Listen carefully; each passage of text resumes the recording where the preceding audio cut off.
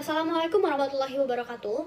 Di sini kami dari kelompok 4 ingin mempresentasikan hasil diskusi kami dengan materi permasalahan pokok pendidikan di Indonesia. Sebelum memasuki materi, ada baiknya saya memperkenalkan anggota kelompok kami terlebih dahulu.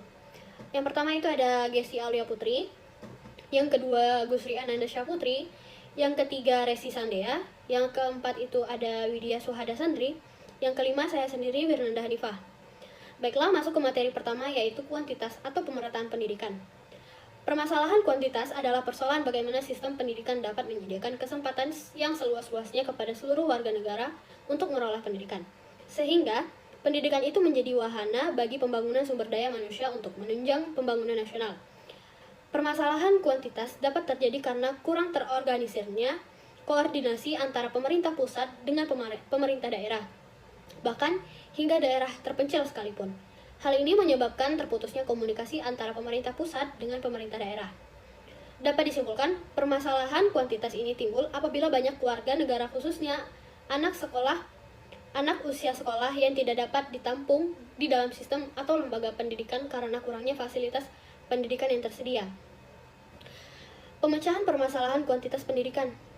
Banyak macam pemecahan masalah yang telah dan sedang dilakukan oleh pemerintah untuk meningkatkan pemerataan pendidikan dalam rangka mencerdaskan kehidupan bangsa.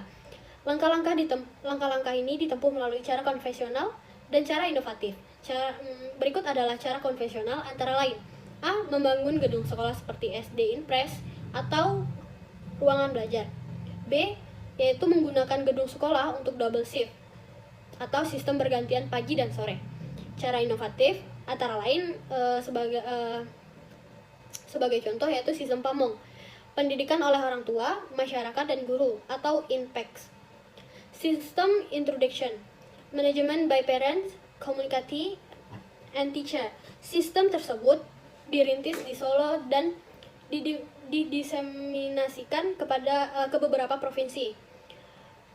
Lanjut, SD kecil pada daerah terpencil, sistem guru kunjung, SMP terbuka atau ISOSA, In School Out of School Approach. Berikutnya ada kejar paket A dan B. Selanjutnya ada belajar jarak jauh seperti universitas terbuka. Baiklah, mungkin sekian materi yang dapat saya sampaikan. Saya kembalikan kepada teman-teman saya. Assalamualaikum warahmatullahi wabarakatuh. Perkenalkan, nama saya Resi Sandea dengan NIM 2102234. Saya akan melanjutkan materi yang kedua, yaitu tentang kualitas atau mutu pendidikan. Tentang persoalan kualitas, sudah terlalu sering dinyatakan bagaimana rendahnya kualitas pendidikan di negeri ini dibanding dengan negara-negara se-ASEAN sekalipun. Tentang persoalan kualitas, sudah sering dikomunikasikan bahwa menurut Human Development Index Report 1999, kualitas pendidikan Indonesia berada pada urutan ke-105 dari kurang lebih 180 negara. Jauh di bawah Singapura 922, Brunei Darussalam 25, Malaysia 56, Thailand 67, Filipina 77, dan bahkan Sri Lanka 90. Laporan itu menunjukkan bahwa kualitas pendidikan di Indonesia memang relatif rendah. Mutu pendidikan dipermasalahkan jika hasil pendidikan belum mencapai taraf seperti yang diharapkan. Penetapan mutu hasil pendidikan pertama dilakukan oleh lembaga penghasil sebagai produsen dengan tenaga terhadap calon luaran dengan sistem sertifikasi. Selanjutnya, jika luaran tersebut terjun ke lapangan kerja, penilaian dilakukan oleh lembaga pemakai sebagai konsumen tenaga dengan sistem tes unjuk rasa atau unjuk kerja.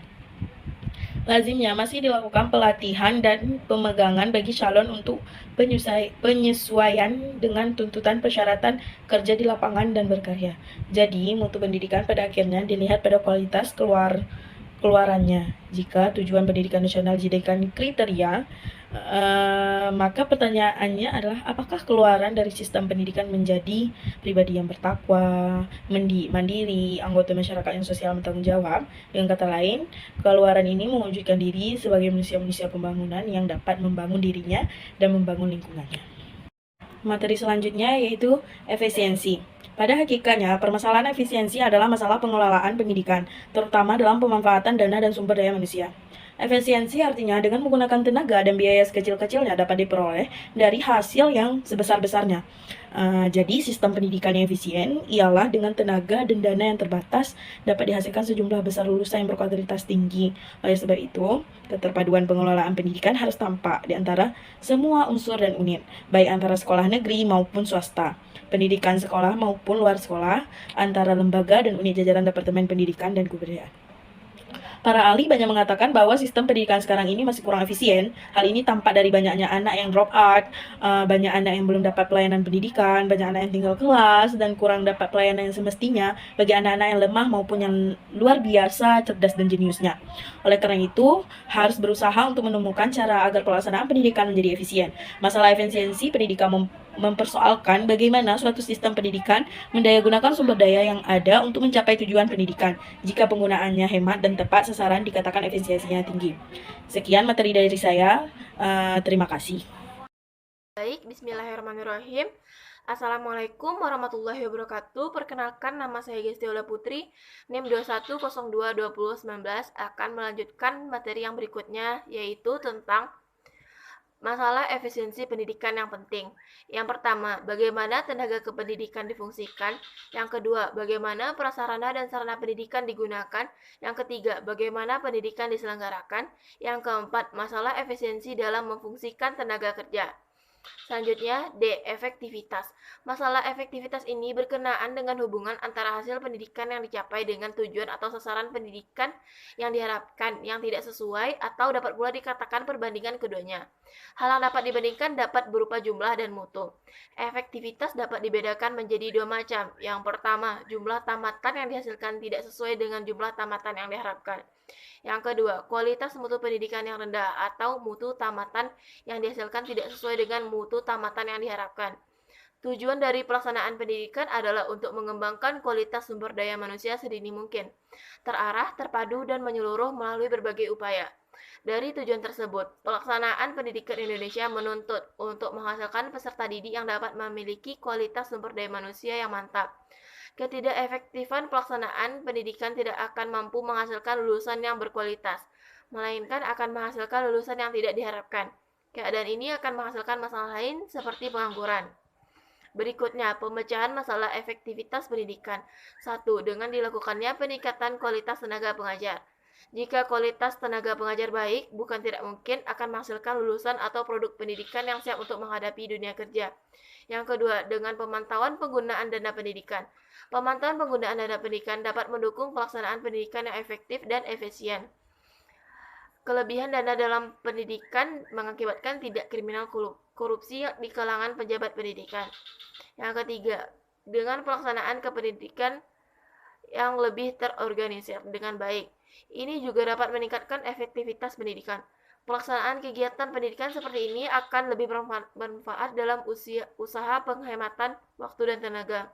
Baiklah, sekian pembacaan materi dari saya. Lanjut ke pembacaan materi berikutnya. Assalamualaikum warahmatullahi wabarakatuh. Baik, perkenalkan saya Widya Suhadasan TP dengan NIM 21022043 akan melanjutkan materi mengenai efektivitas. Masalah efektivitas ini berkenaan dengan hubungan antara hasil pendidikan yang dicapai dengan tujuan atau sasaran pendidikan yang diharapkan yang tidak sesuai atau dapat pula dikatakan perbandingan keduanya. Hal yang dibandingkan dapat berupa jumlah dan mutu. Efektivitas dapat dibedakan menjadi dua macam, yaitu 1. Jumlah tamatan yang dihasilkan tidak sesuai dengan jumlah tamatan yang diharapkan.